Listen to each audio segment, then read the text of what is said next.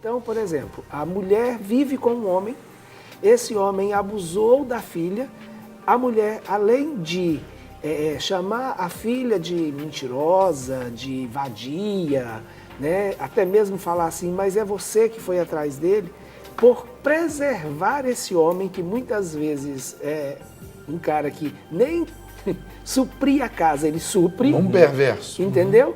Ela ainda costuma colocar a filha para fora. Sim.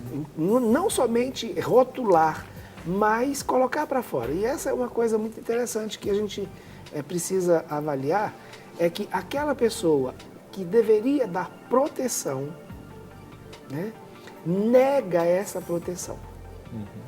Então, a questão do abuso, ela já sofreu uma questão do abuso, agora ela é abusada de novo, abusada e rejeitada novamente. Quando, então, o responsável, vamos dizer assim, denuncia, toma uma atitude, já é uma porta de acesso à cura daquela pessoa. Sim. Porque ela já entende assim, opa, alguém me ouviu, alguém me protege, alguém se importa comigo. Isso já é um passo ali, vamos dizer, imediato, não é? Ainda que isso também não seja tão imediato assim e que tempos depois possa ser oferecida uma denúncia nesse contexto. Porque eu trabalhei com uma pessoa que eles trabalharam a mente dela que ela era culpada. Sim. E quando eu coloquei para ela que ela era vítima, ela começou a chorar, que aí ela entendeu que realmente ela era vítima.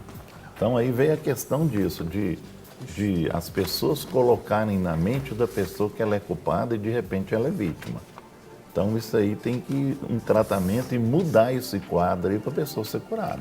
Então foi nessa situação aí que houve o trabalho da cura com a pessoa, dela não ser mais, né, Se sentir acusada, vítima, né? Aliás, se e sentir culpada. culpada e sendo que a pessoa é vítima por conta do que foi colocado na mente da pessoa. Para se defenderem, né? Aí joga o outro no Nós fogo. temos aprendido, né, durante essa semana que temos abraçado essa campanha aí de abuso sexual, né, contra a criança e o adolescente, e eu ouvi uma coisa muito interessante que disse que não tem, alguns casos, não são as prostitutas, são as meninas prostituídas, porque o preconceito até as leva, né, para esse caminho. Sim. Isso já é uma consequência desse estupro, desse abuso que essa garota ou garoto sofreu, né?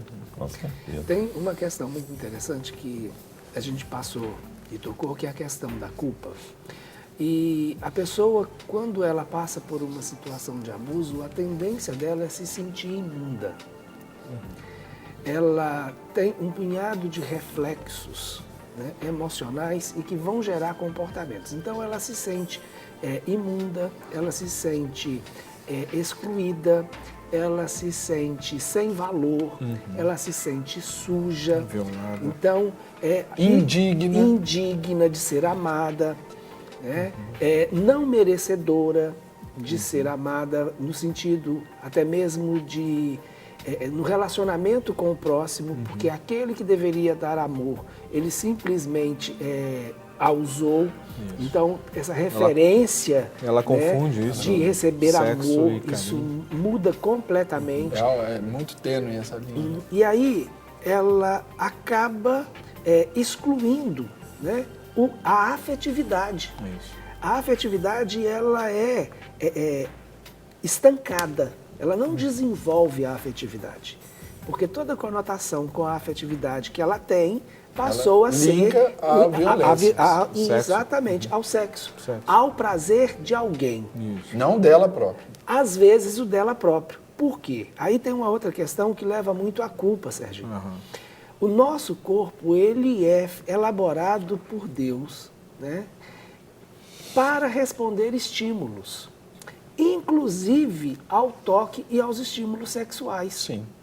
Então, independente se é uma situação abusiva ou não, o nosso corpo responde.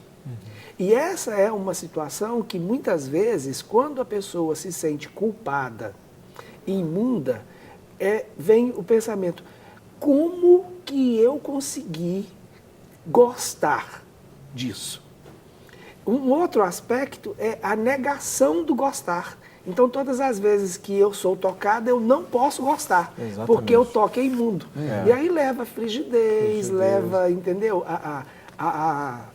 Ao fato de não querer o prazer sexual, porque conecta isso com uma imundície. E pode levar até mesmo ir para o homossexualismo, talvez, porque abomina o sexo oposto, né? Exatamente. Isso. Vai trazer Então, confusão. nós temos uma participação ao vivo de uma telespectadora anônima, né, que não quer se identificar, e respeitamos muito isso, velamos por isso. E então, quero falar com você. Bom dia. Bom dia. Já boa tarde. Tudo bem?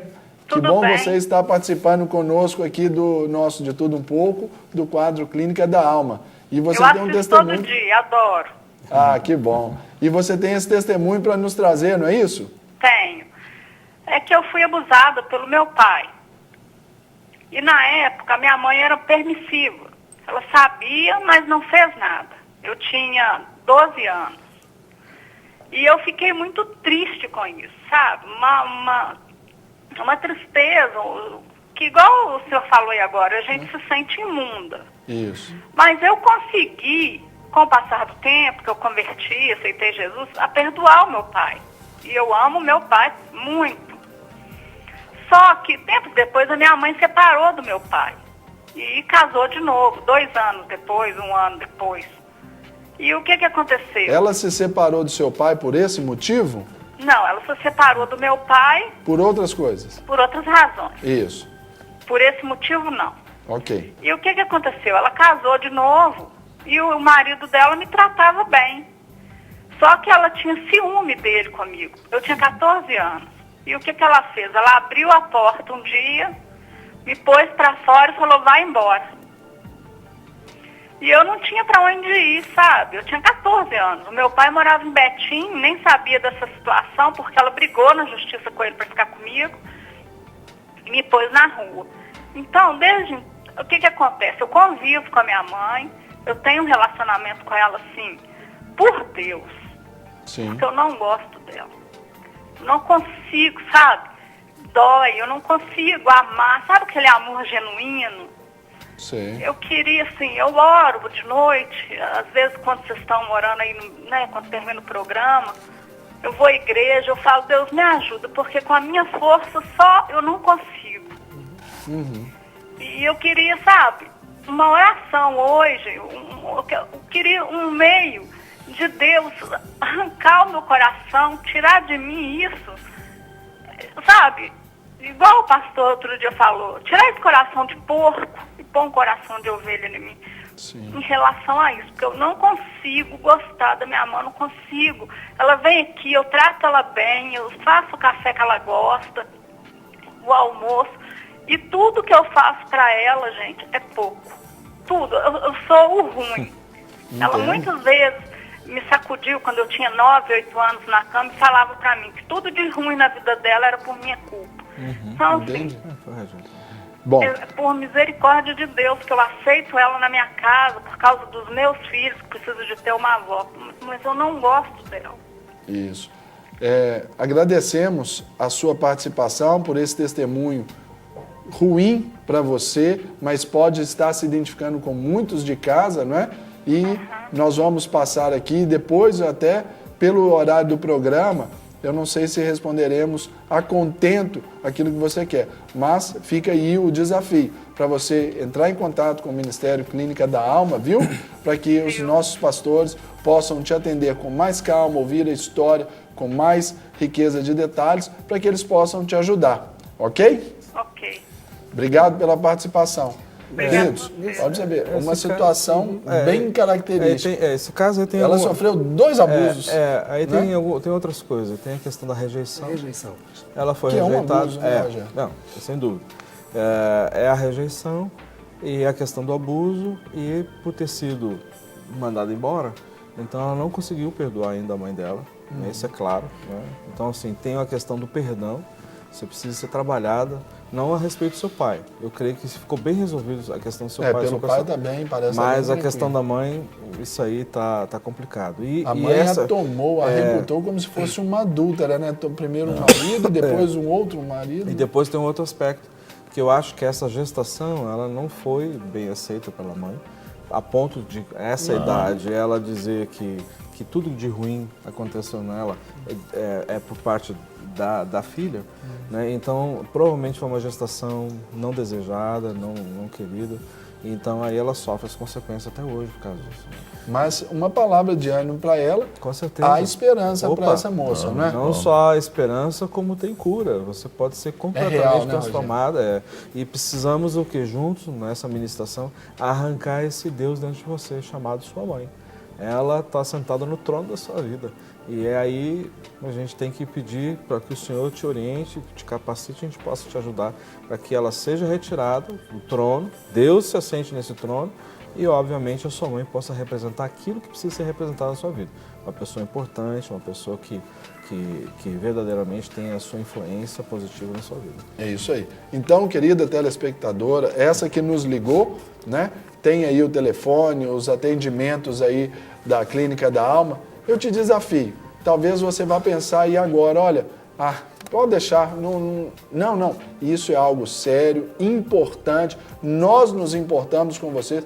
Por isso, aqui há essa equipe de pastores aqui para poder te atender, para poder te ajudar a tomar esses passos, a dar esses passos na saída desse cativeiro aí que te prendeu aí por alguns anos aí da sua vida. É tempo de liberdade, ok? Registrando aqui, pastores, a Índia Mara de Belo Horizonte. Sempre assisto esse programa e sempre aprendo algo mais sobre Deus e sobre a sua infinita misericórdia. Amém. Obrigada, que Deus abençoe. Deus te abençoe também. Gislaine de Montes Claros. Amo este programa, pois ele está sempre acrescentando algo à minha vida. Esse é o objetivo, de não ser mais um besterol na televisão, muito pelo contrário, uma programação sadia, que valoriza os princípios, os bons valores e, claro, a palavra de Deus. Isso, tenha o Ivan Gonçalves de Belo Horizonte, a Terezinha de Belo Horizonte, Vanessa Freitas de Belo Horizonte, a Rosana de Belo Horizonte, Tereza Cristina também de Belo Horizonte, participando da promoção, deixando aqui as suas mensagens para a gente. E eu quero então, hoje, o Dia Internacional da Família, ir a esses motivos, que um de vocês levante sua voz em oração para que a gente possa abençoar as famílias que nos assistem agora. Amém. Senhor, nós te agradecemos porque quando o Senhor viu o homem que o Senhor tinha criado, o Senhor viu no homem uma necessidade. Não é bom que o homem viva só. E por isso o Senhor estabeleceu algo muito especial, que foi a família. E a família o Senhor estabeleceu para que o homem fosse suprido. E quando eu digo homem, não apenas o macho, mas o homem na sua essência. Homem e mulher, macho e fêmea. Porque, Senhor, se completam. E essa, Senhor, é a grande bênção que o Senhor entregou nas nossas mãos. A família. E ela tem sido, Senhor, tão atacada desde o princípio. Desde o princípio, lá no Éden, Satanás tem investido contra a família, que é o plano e propósito do Senhor para a satisfação do homem. Então, Pai, em nome de Jesus, que o Senhor venha nos fortalecer, cada um nas nossas famílias, abrindo o nosso entendimento, para que nós vamos ser cada vez mais plenos e satisfeitos, caminhando na direção do Senhor e do propósito original do Senhor, que é viver em uma família saudável. Ajude-nos nesse processo, ajude-nos, Senhor, nessa cura que tantas vezes nós precisamos, em nome de Jesus. Amém. Amém. Amém.